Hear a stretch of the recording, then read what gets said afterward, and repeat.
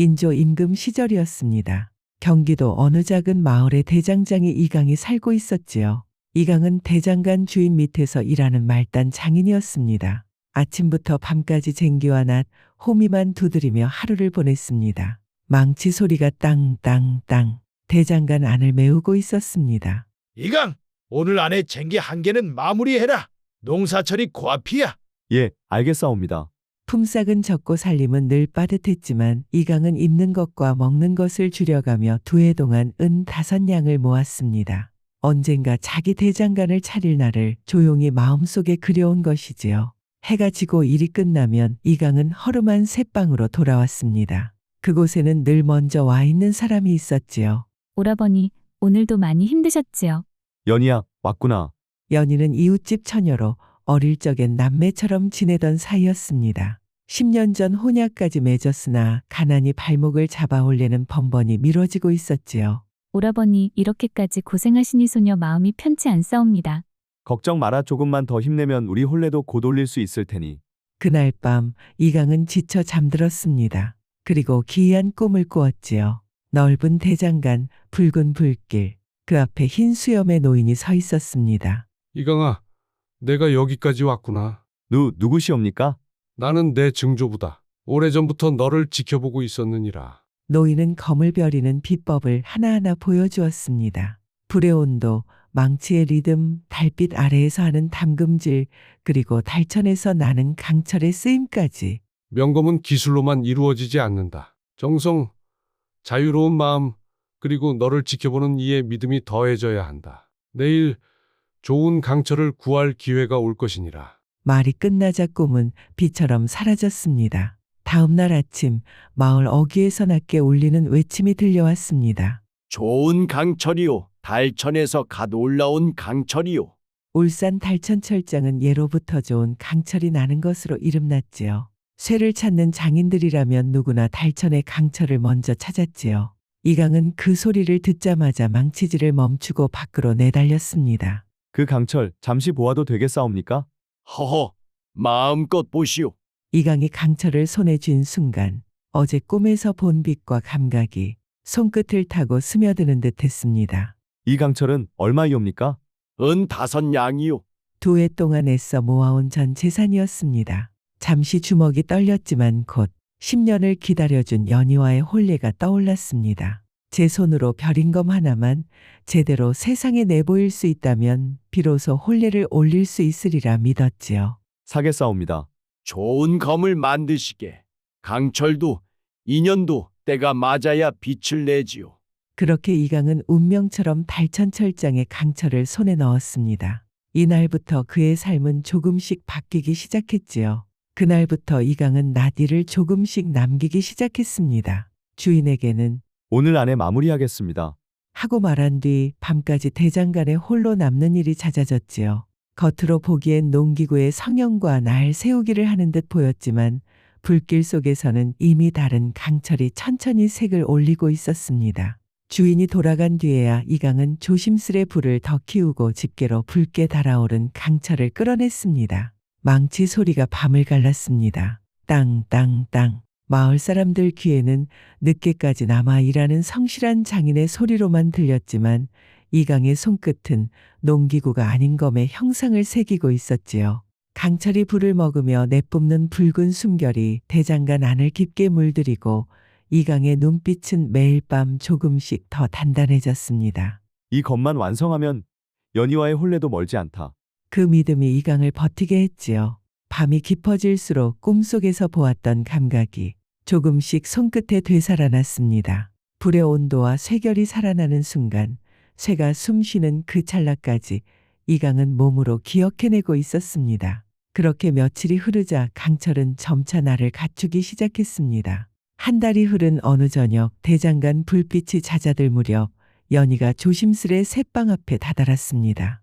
요즘 들어 이강의 얼굴이 날로 야위어가는 것이 마음에 걸렸지요. 오라버니, 요즘 밤마다 불을 늦게까지 지피신다 하여 걱정이 되어 왔사옵니다. 이강은 잠시 망설이다가 새방 구석에 덮어두었던 천을 살짝 걷었습니다. 수면 아래에서 빛을 삼킨 듯한 강철 한 자루가 형체를 드러냈지요. 아직 날은 완전히 잡히지 않았지만 설핏 비치는 은빛이 범상치 않았습니다. 오라버니, 이것은 무엇이옵니까? 쇠장수에게서 산 강철로 만든 검이다. 꿈에서 선조께서 가르쳐 주신 대로 한 달 동안 벼려온 것이지. 이것을 완성하면 너와의 혼례도 더는 미루지 않아도 되겠지. 연희는 한참 동안 말이 없었습니다. 그러다 천천히 고개를 들었지요. 그 눈에는 놀람보다 오히려 오래 품어온 신뢰가 먼저 비쳤습니다. 오라버니께서 마음을 다하신다면 이 강철도 반드시 혼을 얻을 것이옵니다. 소녀는 그저 몸만 상하시지 않기를 바랄 뿐이옵니다. 이강은 숨을 길게 내쉬었습니다. 묵묵히 곁을 지켜주는 연희가 있어 밤의 불길도 더는 무섭지 않았습니다. 그러나 이 불길이 머지않아 더 큰 소문을 불러올 줄은 두 사람 모두 아직 몰랐지요. 석 달이 흐른 어느 보름밤, 마침내 마지막 담금질의 순간이 찾아왔습니다. 치익 하는 소리와 함께 하얀 김이 치솟아 올랐습니다. 금빛 같은 열기가 대장간 안을 가득 채웠지요. 되었다. 이강은 검을 들고 뒷마당의 나무 하나를 향했습니다. 숨을 가다듬고 가볍게 그었다는 듯 휘둘렀을 뿐인데 쓱 단번에 나무가 갈라져 버렸습니다. 진짜 검이다. 그때였습니다. 대장간 앞을 지나던 주인이 그 모습을 보고 걸음을 멈추었습니다. 이강, 방금 그 나무가 어떻게 된 것이냐? 주인어른. 세상에 이런 검은 처음 본다. 내 대장간에서 이런 솜씨가 나올 줄이야. 밤마다 조금씩 벼려왔습니다. 허나 제발 아무에게도 말씀하지 말아주십시오. 그래. 입 다물지. 주인은 연신 고개를 끄덕였습니다. 그러나 그의 입은 조용히 닫혀있지 못하는 성미였지요.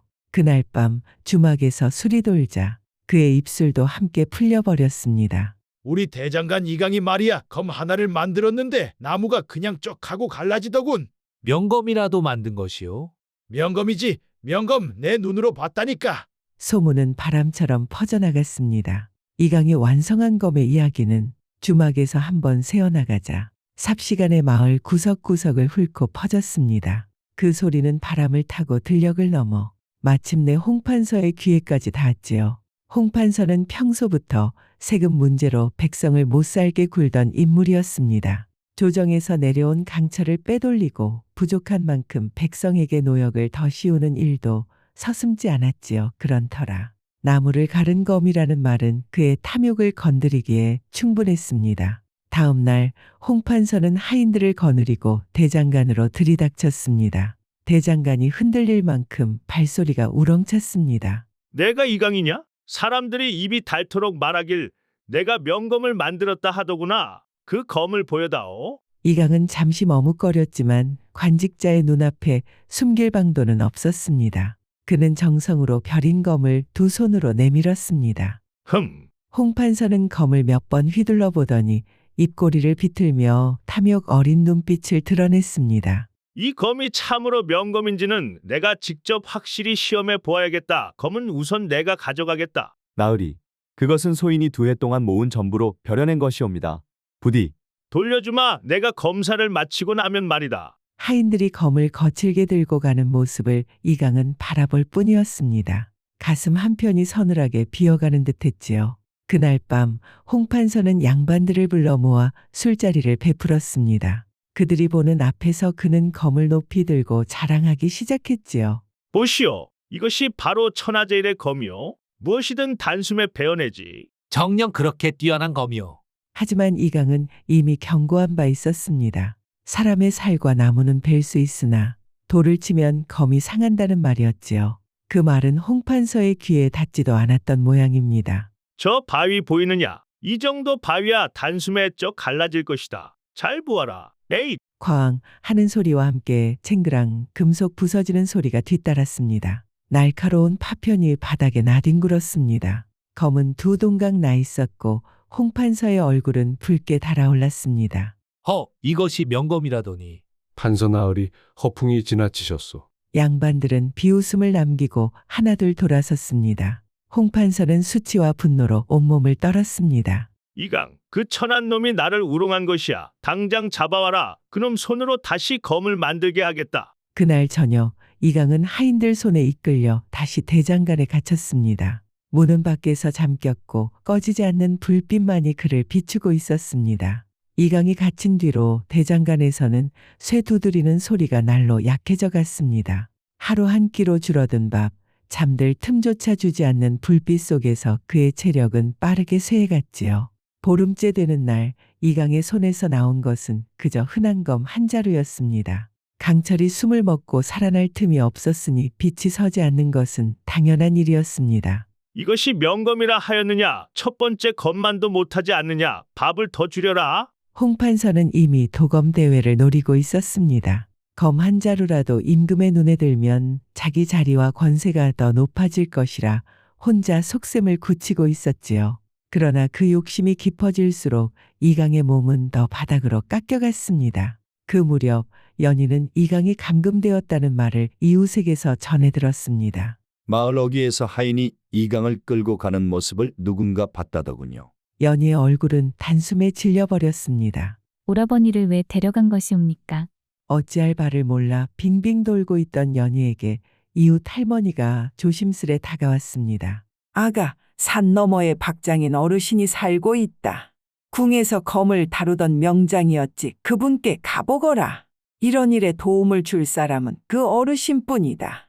연희는 그 길로 산길을 올랐습니다. 바람이 센 날이었으나 걱정이 등 뒤에서 밀어 발걸음은 멈추지 않았지요. 산을 넘어 작은 골짜기에 이르자 낡은 초가 하나와 작은 대장간이 눈에 들어왔습니다.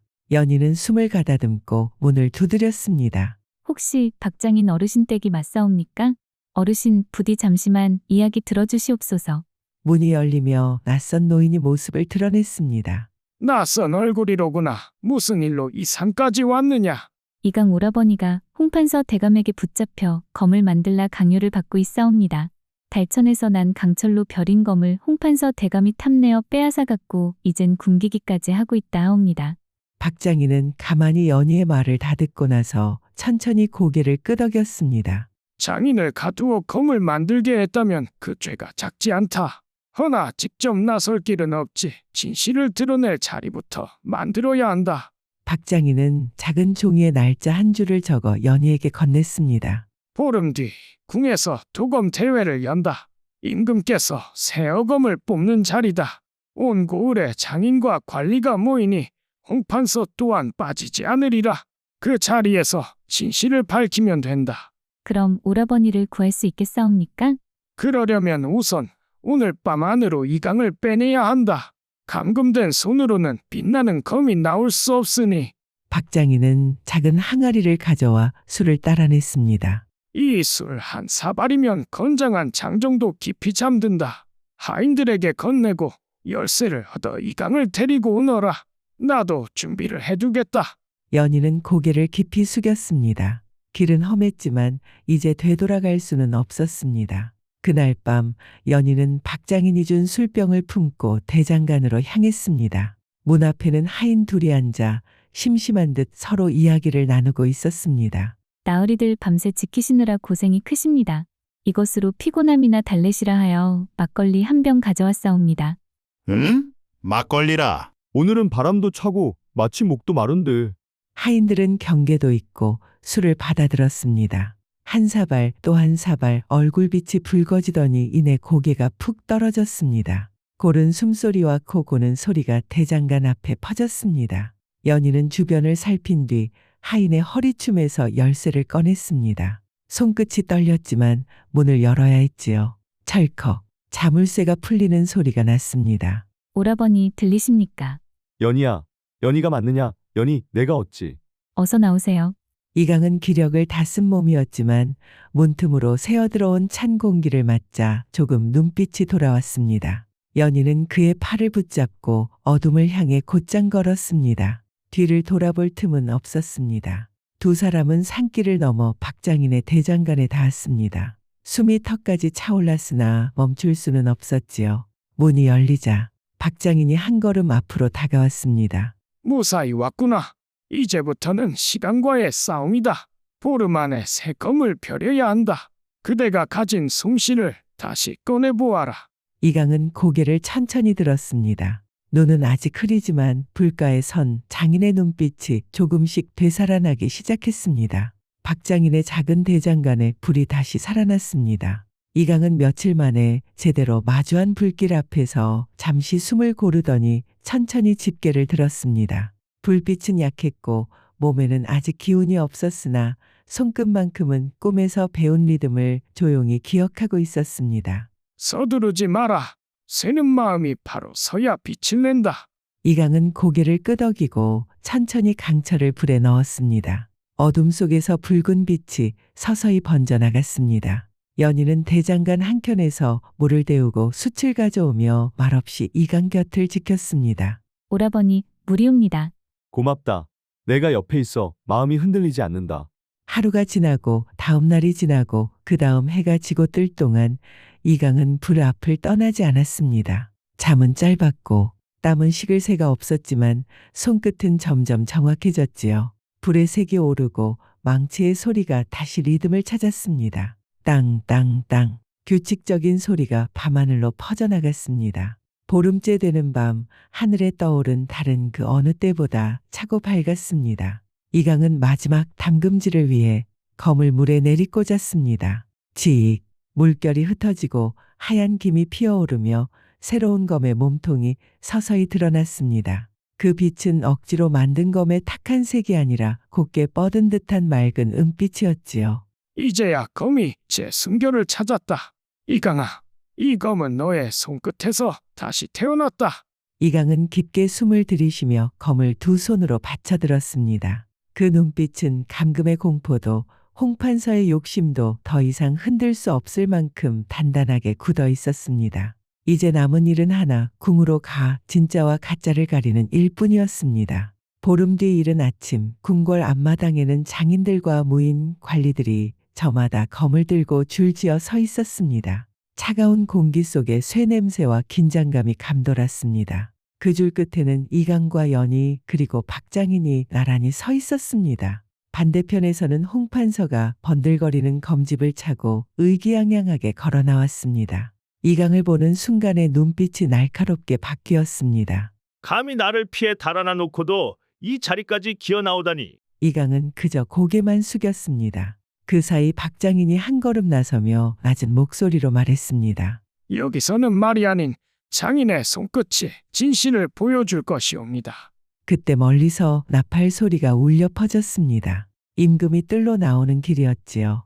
모두가 일제히 머리를 숙였습니다. 임금은 줄지어선 장인들을 훑어보다가 박장인을 발견하고 걸음을 멈추었습니다. 박장인, 오랜만이요. 오늘도 검을 함께 살피겠소. 명 받들겠사옵니다. 시험은 단순했습니다. 장인들이 차례로 검을 바치면 박장인이 쇠의 결과 날의 숨을 살피고 무인이 나무와 집단을 베어보는 것이었지요. 몇 사람의 검이 지나가고 곧 홍판서의 차례가 왔습니다. 폐하, 소신이 벼린 검이옵니다. 그 강철의 결이 남다르옵니다. 홍판서가 바친 검을 박장인이 조용히 받아들었습니다. 날 끝에서 손을 떼지 않은 채 한참을 살펴보았습니다. 박장인은 천천히 날을 따라 손가락을 움직이더니 검자루 아래 순배가 끼워지는 안쪽을 살피다가 문득 손을 멈추었습니다.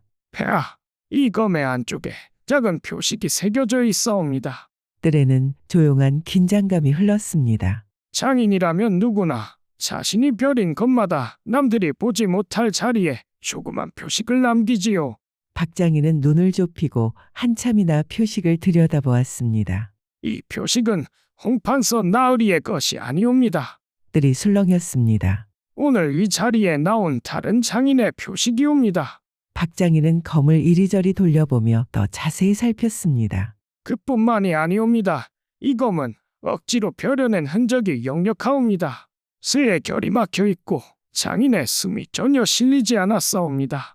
올바르게 벼려진 검이라면 새가 반드시 자기 숨을 내뿜는 법인데 이 검에선 그런 기운을 찾기 어렵사옵니다. 박장인은 고개를 들어 천천히 이강이 서 있는 쪽을 바라보았습니다. 폐하, 이 표식은 이강이라는 장인이 쓰는 표식이옵니다. 뜰이 다시 크게 술렁였습니다. 홍판서의 시선이 흔들리고 임금은 미간을 좁히며 조용히 물었습니다. 홍판서, 그대가 가지고 온 검이 다른 장인의 손끝에서 난 것이라는 말이냐? 홍판서는 당황한 듯 한 걸음 앞으로 나섰습니다. 폐하, 그것은 소신이 의뢰하여 만든 것이옵니다. 표식이 다르다 한들 그것이 무슨 죄가 되옵니까? 그때 박장인이 조용히 말을 이었습니다. 폐하, 의뢰라 하였으나 이 장인은 최근까지 홍판서 대감으로 인해 갇혀 있었다 하옵니다. 검을 빼앗기고 감금된 채 강요로 검을 벼리게 되었다는 소문이 찾아옵니다. 들이 다시 한번 술렁였습니다. 임금의 눈빛이 차갑게 변했습니다. 홍판서, 그것이 사실이냐? 아니옵니다. 소신은 그저 검을 살피려 했을 뿐이옵니다. 폐하, 이 젊은이를 보십시오. 감금되어 굶주린 흔적이 역력하지 않사옵니까? 이강이 앞으로 나섰습니다. 정말로 얼굴이 야위고 눈밑이 검푸르고 입술이 바싹 말라 있었습니다. 사실대로 말하라, 홍판서. 그러나 이미 물증이 드러난 마당에 거짓은 더 이상 통하지 않았습니다. 홍판서는 입을 열었다 닫았다 하며 말을 잇지 못했지요. 표식으로 드러나고 검의 결로 증명되고 사람의 몸으로 확인되었다. 거짓이 드러나면 스스로 드러나는 법이다. 임금은 이강 쪽으로 고개를 돌렸습니다. 다음 장인은 앞으로 나오라. 그대의 검을 보이도록 하라. 이강은 앞으로 걸어 나와 검을 감싼 천을 살며시 걷어 올렸습니다. 은빛이 물결처럼 번졌고 뜰에는 작은 감탄이 퍼져나갔습니다. 임금은 직접 검을 들어 눈앞에 나무 기둥을 향해 힘을 싣지 않고 조용히 휘둘렀습니다. 쓱! 나무는 소리도 없이 물 가르듯 두 조각으로 떨어졌습니다. 명검이다. 이것이야말로 참된 손끝에서 나온 검이로다. 임금은 두 검을 나란히 놓고 천천히 비교해 보았습니다. 차이는 너무나 명확했습니다. 홍판서가 바친 검은 빛도 덜하고 무겁고 단면도 거칠었지요. 그때 홍판서가 마지막 몸부림을 쳤습니다. 폐하, 소신은 속은 것이옵니다. 그 장인이 일부러 그러나 이미 임금의 손이 올라 그의 말을 멈추게 했습니다. 그만하라. 욕심으로 남의 솜씨를 빼앗고 거짓으로 속이려 한 죄 용서할 수 없다. 홍판서, 관직을 박탈하고 먼 섬으로 유배를 보내노라. 홍판서는 힘없이 무너져 끝내 관리들에게 끌려나갔습니다. 들어올 때의 당당함은 사라지고 질질 끌리는 발뒤축만이 마당 흙 위에 힘없는 자국을 남겼습니다. 임금은 이강을 바라보며 말했습니다. 이강, 그대의 정성과 손끝을 나라에서도 쓰고자 하노라. 황송하옵니다, 폐하. 곳곳에서 기쁜 탄성이 터져나왔습니다. 임금은 연희를 바라보며 입을 열었습니다. 그리고 저 처자가 내 약혼녀냐? 그렇사옵니다. 10년 전 혼약을 맺었으나 가난하여 아직 혼례를 올리지 못했사옵니다. 10년을 기다렸는가? 소녀는 오라버니를 믿었사옵니다. 곱고 지혜로운 처자로다. 좋다. 짐이 혼례 비용을 대주마. 당장 혼례를 올리도록 하라.